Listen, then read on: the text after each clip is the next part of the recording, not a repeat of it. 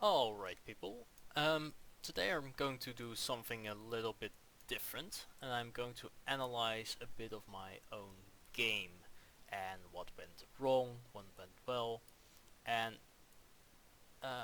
as you can see, well, I'm playing Illyrion at the moment and my opponent is playing Bardur, and I think that the way to beat Bardur is actually quite easy, and uh, you'll get to see that in this matchup, and it's actually quite interesting how my opponent is trying to pressure me and how I eventually just overpower them, like, severely.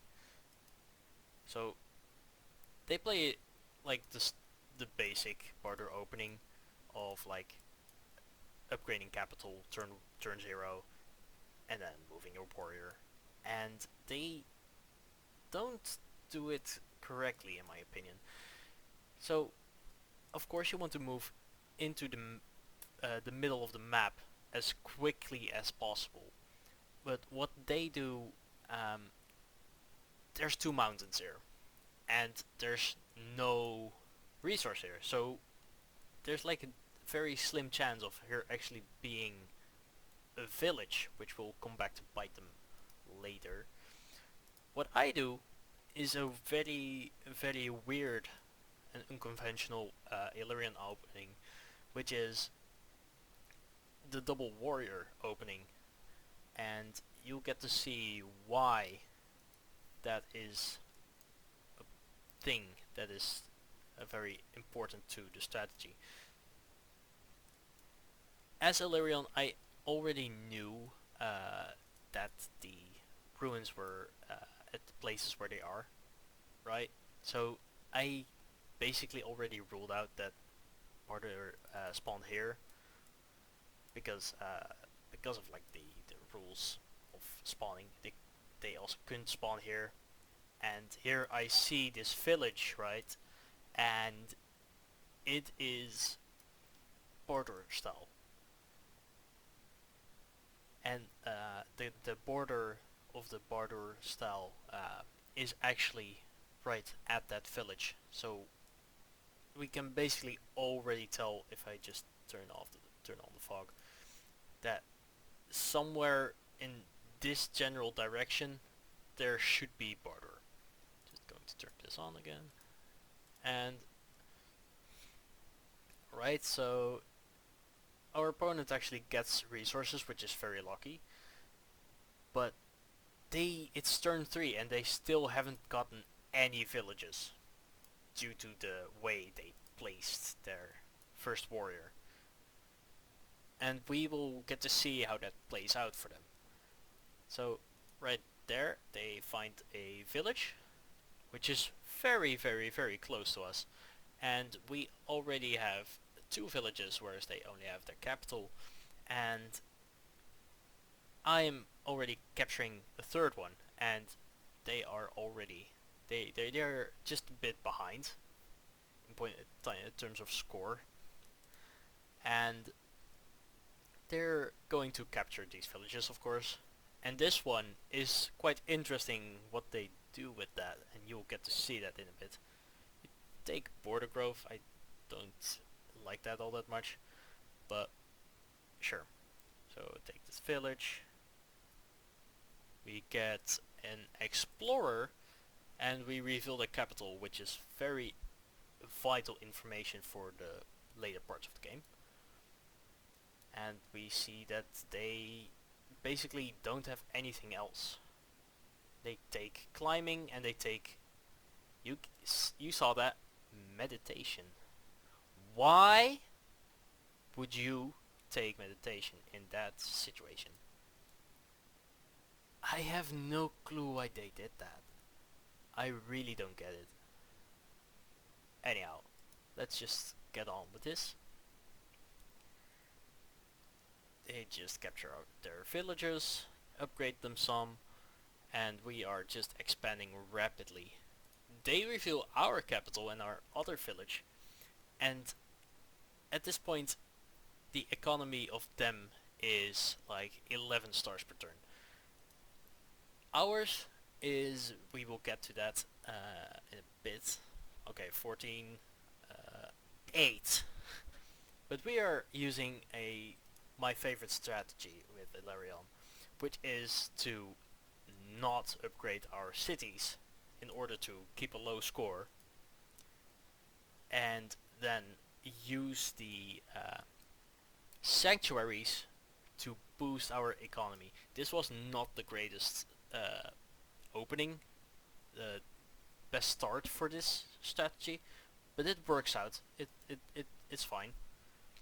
So we take archery because this city we basically just want to have it, or just force it into getting a wall, force them into being defensive, so that we can like capture the rest of the map, just going that way, going north, so that they won't be able to spread all that quickly anymore. So we just bonk them a bit, and they bonk us back. They're just exploring. They're doing quite a good job at balancing economy and their army.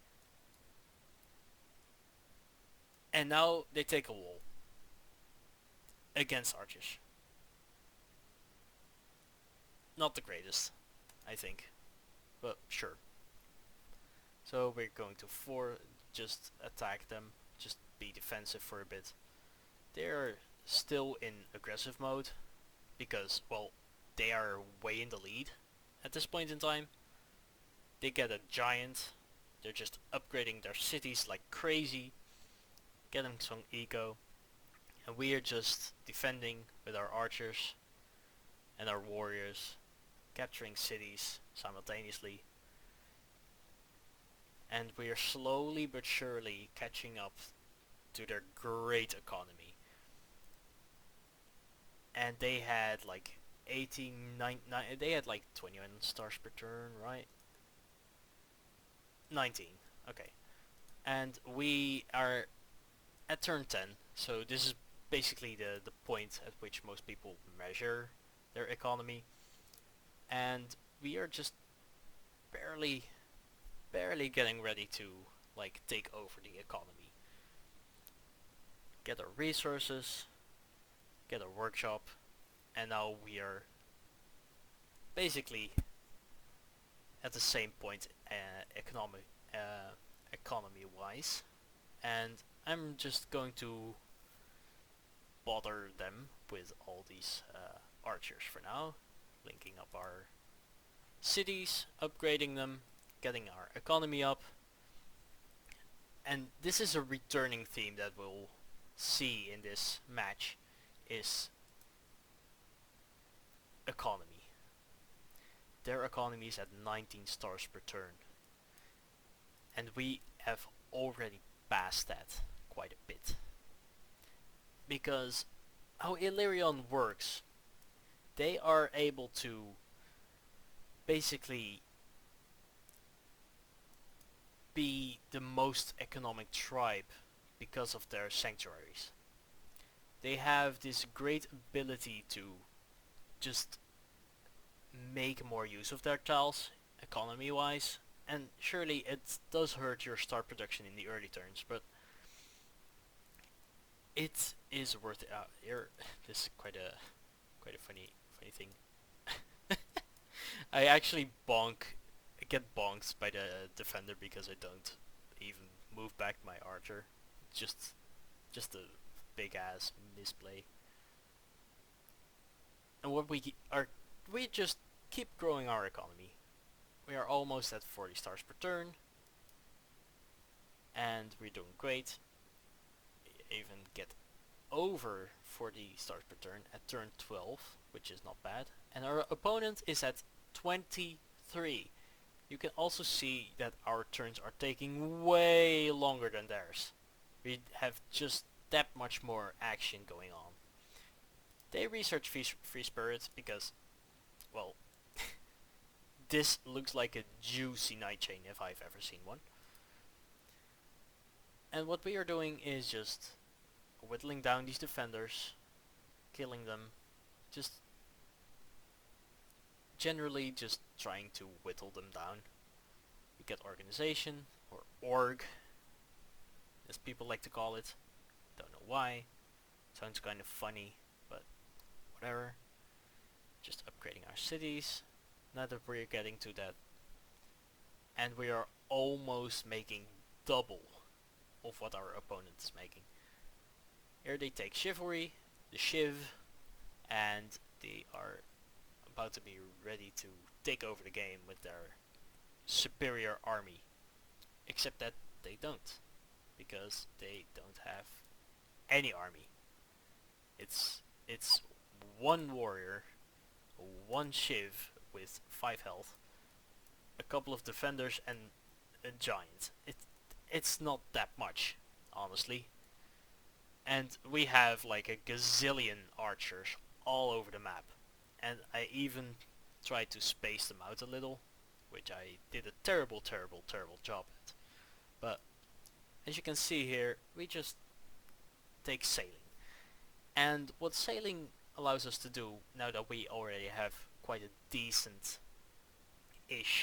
economy, is that we are going to just overpower them economy-wise. So that they don't even stand a chance with whatever they're doing. We can just be stronger. Because, well, the fun part of Polytopia is if you can stall your opponent and they are just attacking you, they are wasting their stars. And if you are wasting your opponent's stars while growing your own economy, they will lose the long fight. And I know not everyone's into that kind of strategy, but most of the time it actually is a great idea. Actually lay a siege on our opponent here, and here we go, and just look at the start per turn. 48 at turn 15. Okay, that's quite good. And we are slowly upgrading it. Just we have a terrible army, but like we are getting somewhere by just stalling these chivalry, these knights, you know. And we are also just taking over the rest of the map, which is greatly beneficial to us. Because if you have more cities, you will have the chance to train more units. And more units mean longer night chains. Juicy night chains, I'd say. So that's basically the biggest problem I had, is just making night chains with all these archers. Was not a good idea. But whatever, it works. We even managed to unsiege that, which is quite funny actually. And we also unsieged this. 67, 68, 70. Our economy is just way too strong for our opponent at this moment, and they don't even know it. They probably have like a general idea that we are making just some more stars per turn due to the amount of cities we have, but I don't think they actually have vision on all of our sanctuaries. So we are just basically stalling and just building up our economy.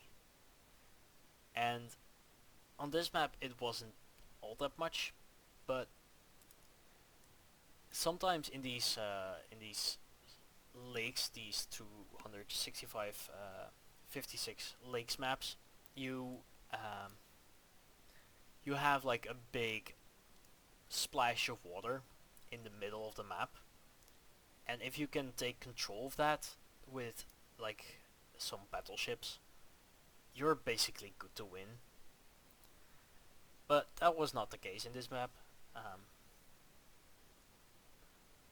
but what we've also whittled down this giant for like the entirety of the time, and they have done nothing with it, which I don't understand.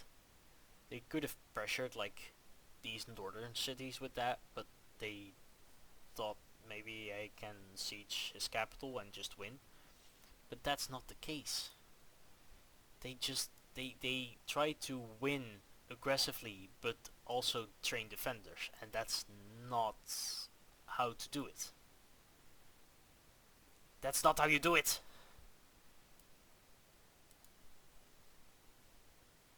They had such a great start, and with that I mean they don't.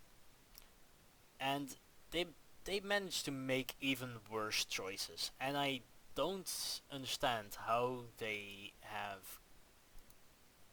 Oh, you can see it like that, but they had like around 1300 elo rating, which is kind of high if you ask me.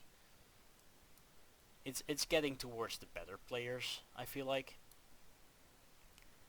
And they just managed to make so many mistakes all over the place. And in the end, what they did was just they made a couple of mistakes. They didn't pressure me enough, and they didn't take control of these center cities right here, which is like a big point in strategy games. You have to take control of the middle, because all of the other cities around that are going to be much more easily to reach from the middle point than from, let's say, this city here, which is Urkul. And they explored in the early game very well into this, but they didn't think this through with the villages, and they managed to keep it, which is quite impressive. But I don't think it was worth it. They should really have focused on either pressuring me or just ecoing me out, which they probably shouldn't. But they tried like a combination, I feel like, and that's just not how you win. And as we reach the end of this game here, you can see they even though they have like the best offensive units in the game, right? We just have a way stronger economy, and we can just mitigate everything that our opponent is doing. And halfway through this turn, I thought, you know what? I'm just going to do an offensive, and they actually give up. At the moment that I have swordsman, your game is over, buddy. This, you don't even stand a chance. You should have pressured me in the early game and not towards the late game. If only you chose rider roads instead of just lumber huts and defenders. I have no clue what they were trying to do with that, but you know what? That's it. Alright people, I'll see you in the next one. Have a nice day.